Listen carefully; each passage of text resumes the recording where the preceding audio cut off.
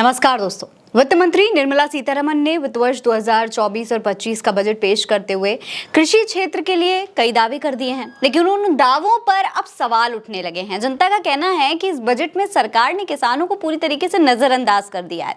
किसानों का जो हाल पहले था अभी भी वही बरकरार है। दोस्तों, पॉलिटिकल एनालिस्ट योगेंद्र यादव ने एक ग्राफ शेयर करा है और उसमें बताया है कि खेती किसानी के खर्च में गिरावट का सिलसिला लगातार 5वें साल भी उसी तरीके से जारी है। आप इस ग्राफ पर गौर करिए। इसमें देखिए, 2019 में किसान सम्मान निधि की घोषणा के बाद से बजट में कृषि का हिस्सा 5.44% से घटते हुए लगातार 5.08%, 4.26%, 3.82%, 3.220% हुआ है। अब इस बजट में ये घटकर सिर्फ 3.15% ही रह गया है। दोस्तों, इस ग्राफ में अगर आप गौर करेंगे तो आप देखेंगे कि ये लगातार घटता हुआ ही दिखाई दे रहा है पिछले 5 सालों से। अब दोस्तों, इस बजट में किसानों के लिए क्या क्या घोषणाएं की गई हैं उस पर भी आपको गौर करना चाहिए।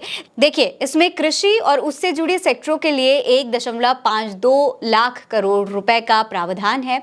किसानों और उनकी जमीनों को डिजिटल पब्लिक इंफ्रा का फायदा, 6 करोड़ किसानों की जानकारी लैंड रजिस्ट्री पर लाई जाएगी। 5 राज्यों में नए किसान क्रेडिट कार्ड जारी किए जाएंगे। सरकार का फोकस नेचुरल फार्मिंग बढ़ाने पर होगा।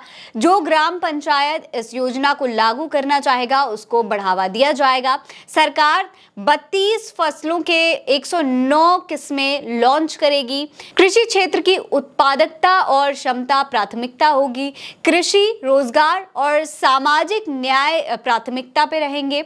दलहन तिलहन की उत्पादकता भंडारण बढ़ाएंगे, ऐसा सरकार का कहना है। लेकिन दोस्तों, सबसे बड़ी बात यह है कि कृषि बजट 2023 में 3.20% था, जो कि 2024 में घटकर 3.15% ही रह गया है। और साथ ही साथ जिस एमएसपी की किसान लगातार मांग कर रहे थे, तमाम आंदोलन किए जा रहे थे, उसमें भी उन्हें निराशा ही झेलनी पड़ी है। क्योंकि दोस्तों, इस बजट में किसानों के लिए एमएसपी की गारंटी या खाद में सब्सिडी जैसी कोई भी बात नहीं कही गई है, कुछ भी नहीं है। इसके अलावा मोदी सरकार ने बजट में कृषि के साथ साथ रक्षा, स्वास्थ्य और ट्रांसपोर्ट का हिस्सा भी घटा दिया है।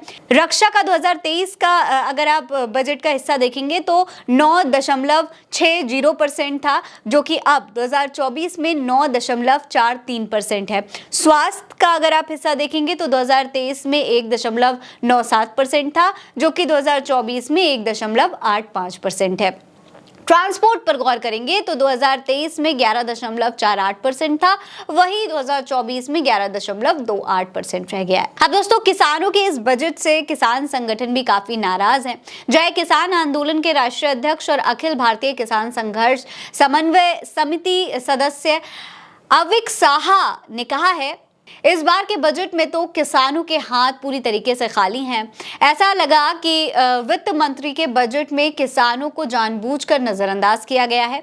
बजट में ना तो एमएसपी की गारंटी के लिए कानून पर कोई बात हुई और ना ही किसान सम्मान निधि का जिक्र किया गया। इसमें बढ़ोतरी की बात तो छोड़ ही दिए। स्वामीनाथन रिपोर्ट से सरकार इस तरह दूर भागती है जैसे अंधेरे में किसी को भूत नजर आ जाए। दोस्तों, विपक्ष भी लगातार इस बजट पर और किसानों को नजरअंदाज किए जाने पर सवाल उठा रहा है और किसान भी अब नाराज ही दिख रहे हैं। ऐसे में अब देखना ये होगा कि एमएसपी की मांग ना पूरे होने पर क्या किसान अब दोबारा दिल्ली का रुख करेंगे या नहीं।